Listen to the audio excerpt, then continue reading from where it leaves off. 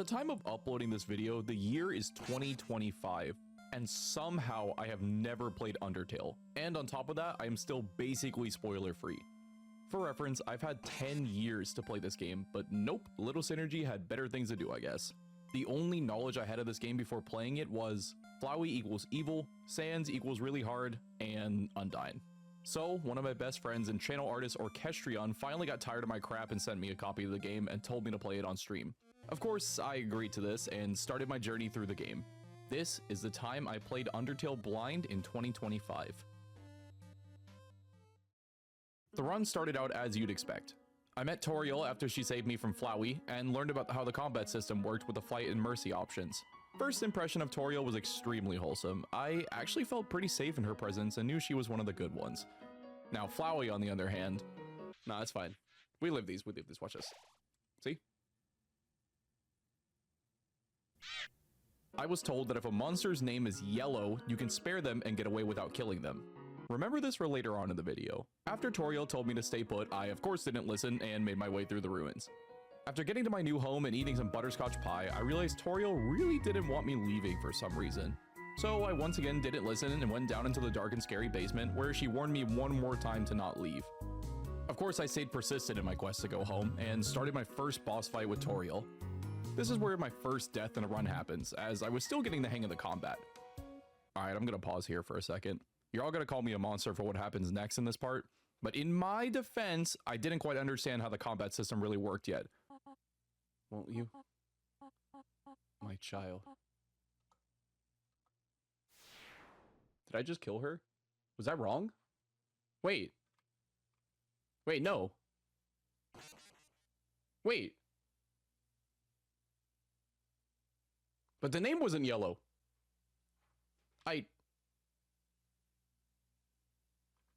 No. Should I have talked to her? Should I have spared her? The name wasn't Yellow. The name wasn't Yellow! And after crashing out for the next 5 minutes from my horrible mistake, I reluctantly moved forward with the run. Rest in peace, Goat Mom. Maybe in another life, you're still alive. Once I left and got outside, I immediately came face to face with him. And met his brother Papyrus and watched Sans rage bait him for a while. First impressions of these guys, they were absolutely incredible, and now having finished the game, I feel exactly the same. Thought Sans was just a big meme and wasn't all that great, but I was horribly, horribly wrong. These guys are the goats. A ton of work done today. A skeleton. After a while, I ran into the doggy couple and killed them, somehow not learning my lesson yet after Toriel. I swear I'm not a bad person. After getting stuck on Papyrus's puzzles that should not have been as hard as they were, pet a dog in a suit of armor, and once again killed everything in my path, I made it to Snowdin. Remember Papyrus's colored tiles trap? It will be on the quiz later. Upon reaching Snowdin, I quickly learned that every choice I make in this game will affect my playthrough. Where are the other two dogs? Oh. Ah, balls. I keep making... Upon trying to leave this little town, it brought me to my next boss fight, Papyrus himself. After losing, I don't know, like 3 times, I chose to not fight him and have a date instead. After having a nice time with Papyrus, I left and made my way through Waterfall. It was around this time that I finally decided to spare every single monster I came across, and from this point on, I was a pacifist. Continuing on through Waterfall, I ran into the little yellow guy from back in Snowdin. He seemed to really like this Undyne person. Eventually, I did meet her. And by meet, I mean she tried to kill me. I saved my opinions on Undyne until I was able to come face to face with her without the helmet, and kept pressing on. I discovered a secret puzzle in Waterfall involving an old suit of armor and a piano, and quickly aced the puzzle and entered the room. I found an artifact in the room, and was a bit confused to learn the reason I couldn't pick it up. Circle, up, left, circle, down, down, right. Woo!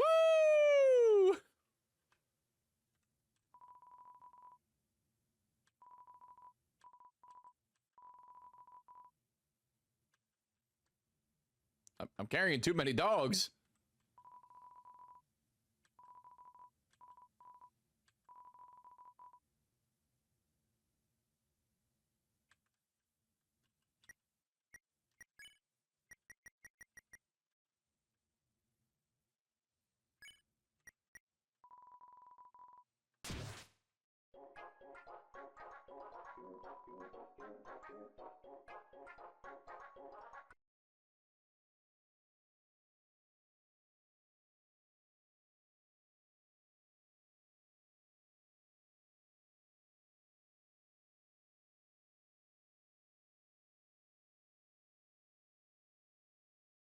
Sure.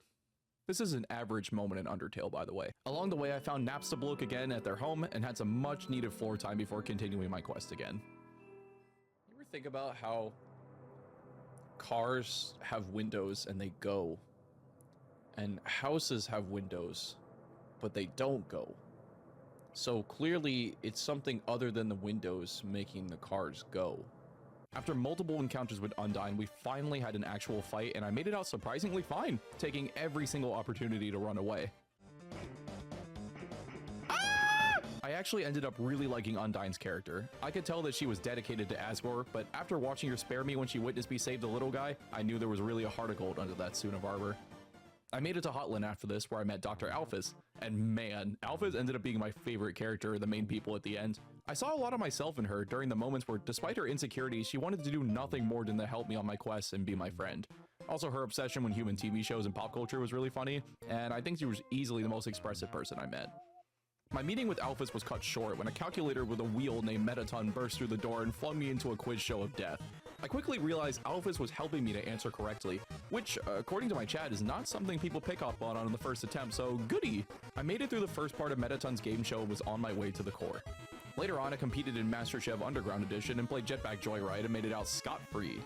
But that wasn't the worst of my problems, oh no. I was stuck on this wind puzzle in Hotland for 20 minutes and had to play Twitch Plays Undertale to get through it.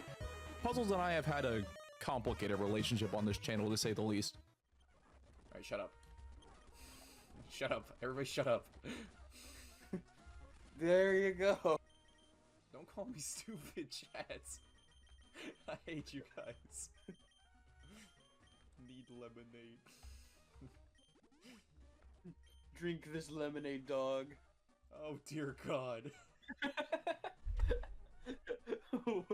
More boulders. More boulders. Now, at this point, you'd think I'd be used some Metaton shenanigans. But you would be wrong if you thought that. The dark room, huh? Don't worry. My hacking skills have got things covered. Oh, balls. I locked in and managed to defuse all of Metaton's bombs on the first try with only 9 seconds to spare. I made my way through the rest of the easy-peasy shooting puzzles and found myself in a whole web of trouble. Muffet was almost my second death of the run, and about halfway through, I ended up using the instant ramen I got earlier for some good heals, and...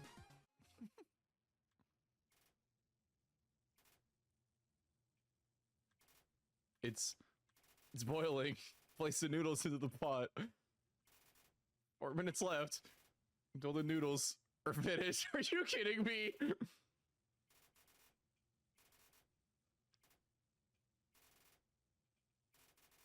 Are you kidding me?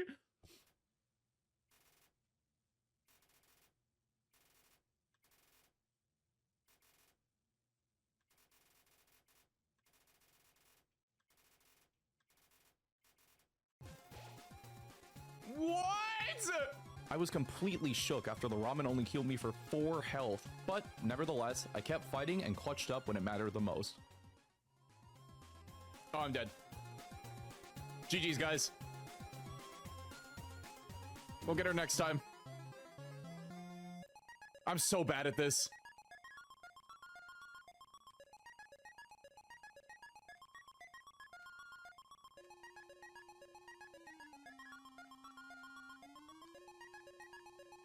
Oh! Oh! Don't really have a lot of thoughts on Muffet. I think she was really cute, and I love the foreshadowing throughout the game with the various spider bake sales I ran into on my way to her. I moved on to the next area, and you can probably guess what happens next. This is a stage. Oh god. After I was subjected to starring in a leading role in the underground version of Romeo and Juliet, I was forced to play another one of Metaton's games. And it looked familiar. Remember I said this would be on the quiz later?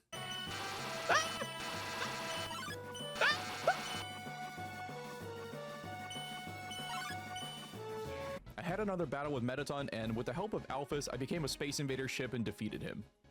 Once I was back on track, I had dinner with Sans and had a surprisingly deep talk with him. And the game once again made me feel awful for killing Toriel. Bad joke. Then she just howls with laughter, like it's the best joke she's heard in 100. I feel so awful. They're gonna continue making me feel awful for doing that. Before going through the core, I met the absolute legend known as Burger Pants and had a good laugh from talking to him. So, I wanted to be an actor. I'm getting on in years. Let me give you some advice, little buddy. You've still got time. Don't live like me. I'm 19 years old and already wasted my entire life. I breezed my way through the core and had my final showdown with Mettaton. And just when I thought I had seen the last of Mettaton's crap, I was proven wrong.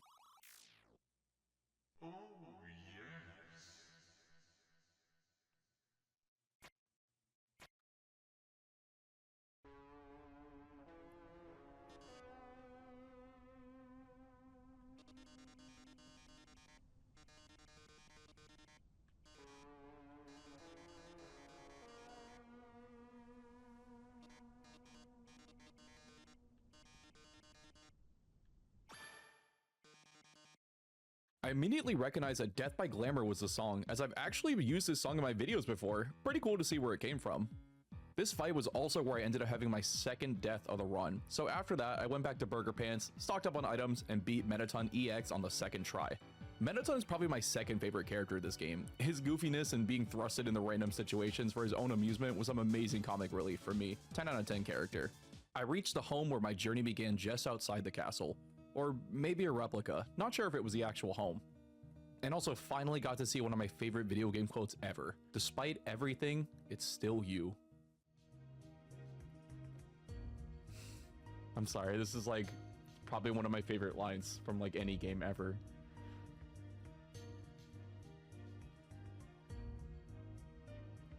Despite everything, it's still you. I grabbed the keys and went down into the dark and scary basement once again, which brought me to the castle.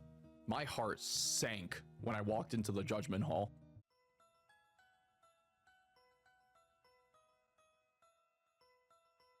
No. I know this place. I know this place! The chat was hyping me up for the Sans fight and telling me to get ready for one of the hardest fights in the game. I stood before Sans waiting to be judged and the battle to begin, and...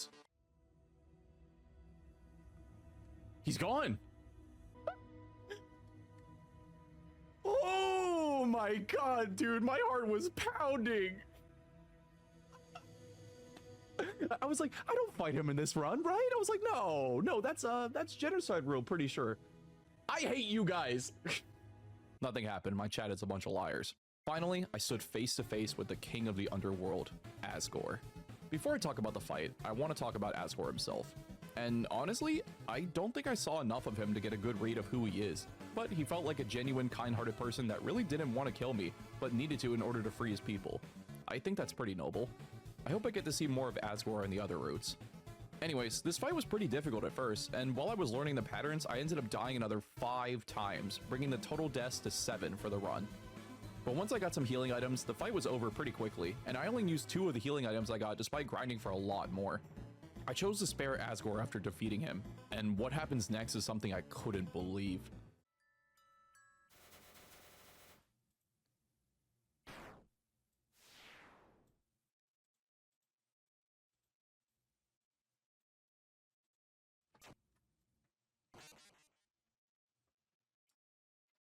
God dang it. Flowey crashes my game, and booting the game up again was probably the most unsettling feeling I've had playing something in a long time. Kill or be killed. I'm shaking, guys. What?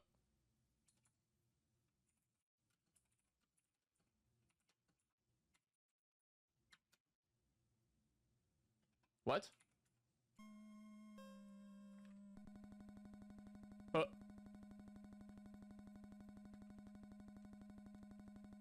In fact, this whole final sequence has the trend of being extremely unsettling, but it's not a bad thing. If anything, it adds to the tension of the final battle. Now, full disclosure, I did know what Omega Flowey was going to look like before this, but I didn't know anything about the fight itself, and I couldn't believe that this was what I was being subjected to. This can't be real.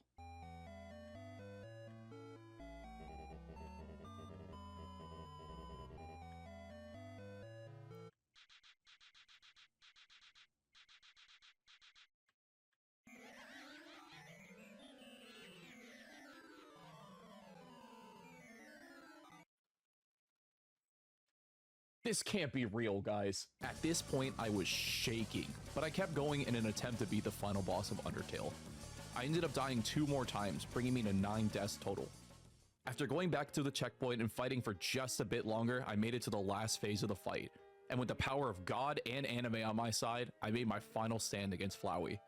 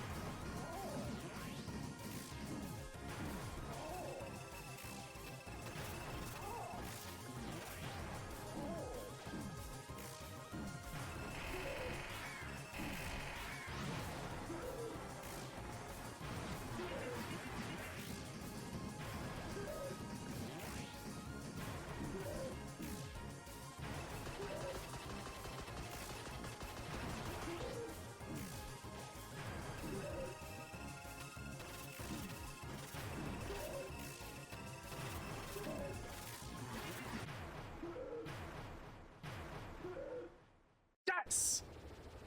Let's go! Oh my god. And that was how my first playthrough of Undertale ended. This game is an absolute masterpiece, and I'm ashamed it took me this long to play it. I'll definitely be playing the other roads and eventually Deltarune. I stream this journey live on Twitch, so if you like this playthrough, then drop a follow over there so you don't miss the next one. If you join me during the live playthrough, then thank you for helping to make the game feel so much more special. And if you're new to the channel, then why not consider subscribing? I would really appreciate it.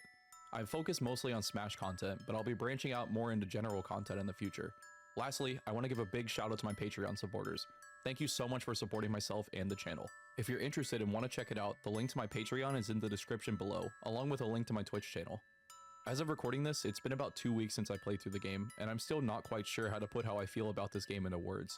However, what I do know is I'm really looking forward to playing the rest of the game. I know there's still so much more story to be told here. But until then, thanks for watching.